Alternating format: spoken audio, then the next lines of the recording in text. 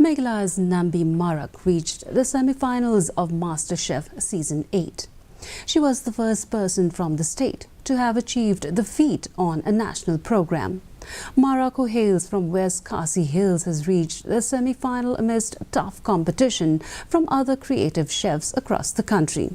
Marak expressed her happiness and said that MasterChef is a huge brand name and a huge platform to showcase culinary heritage.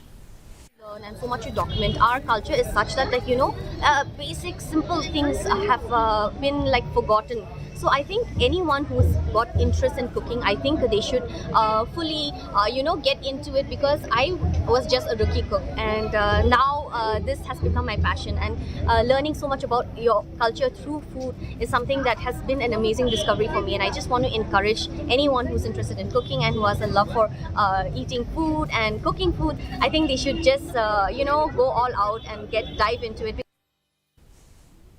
G.D. Goenka Public